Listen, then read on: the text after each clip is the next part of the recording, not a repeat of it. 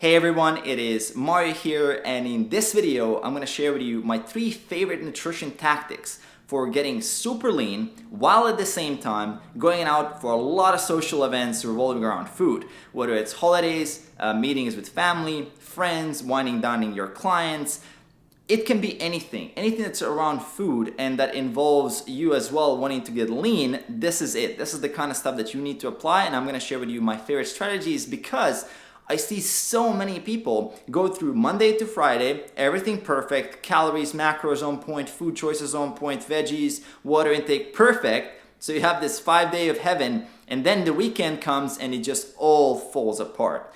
All the good results, most of the results you've achieved in the 5 days just go out the window because the weekends just have no strategy, no game plan. There's a lot of dinners, lunches, pretty much all over the place, and you just simply don't know how to deal with it. Actually, I know guys that have been in the same situation for years, and it's kind of this yo-yo roller coaster that it's really hard to get out of. So in this video, we're going to dive into some good stuff. Now, if you're new to the channel, make sure to hit subscribe, make sure to enable notifications to get the good stuff. If you're a subscriber, make sure to enable notifications so you don't miss out on the new videos. So let's dive into the good stuff. So the first strategy that I found works really well is the lending strategy. So you basically take the day's amount of calories that you have today and you lend a little bit for a future date. And this actually requires a little bit of future thinking where you kind of anticipate, well, for the weekends, I'm going to have this lunch with this person, so I may as well just take 100 calories from lunch maybe on Thursday and Friday,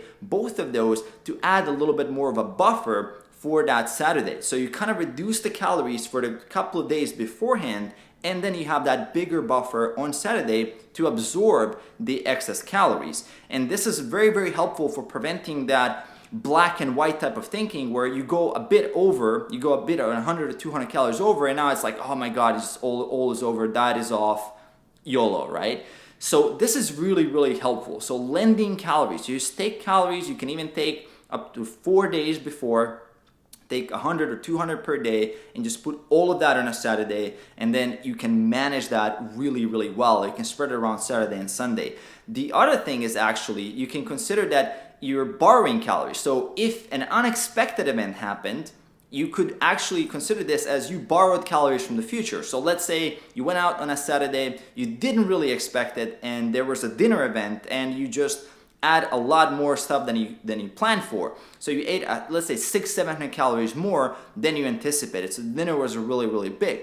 Now, those 700 calories, what you could do, and what really is effective, you just simply reduce the next 3 days. You take 200 calories off each day, and you increase maybe your step count a little bit. If you can't go like 200 each day, you just bump up your steps a little bit, and you kind of consider that as I've borrowed from the future.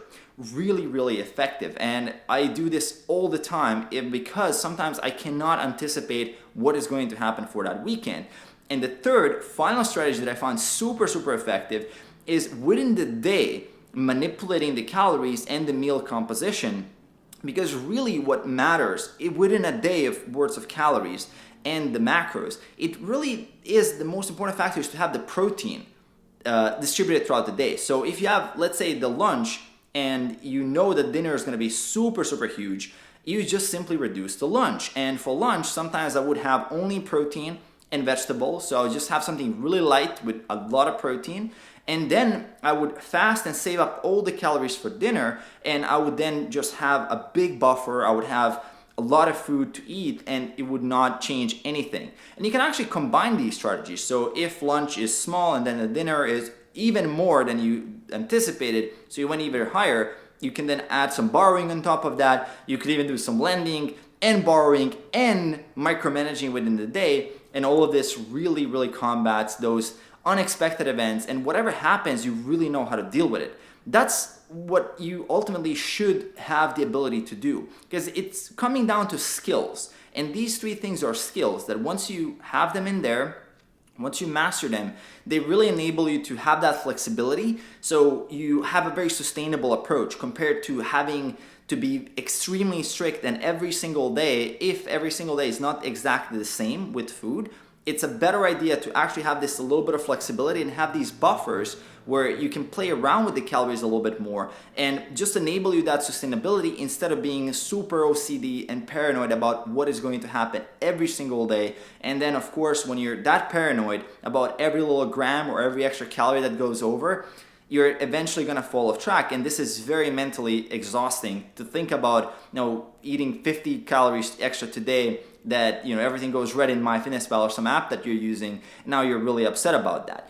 So these are the strategies that I personally use. These are my 3 favorite ones. There's a lot more that I use with my clients and myself from time to time, but these are really my favorite ones that I want to share with you guys. If you find this helpful, leave me a comment below. Just comment yes if you find this helpful, or if you want to add a couple of your own thoughts or your own strategies, definitely drop them in the comments below. Make sure to hit a like as well if you enjoyed the video. Hit a dislike if you didn't like this information for some reason, and I will see you in the next video.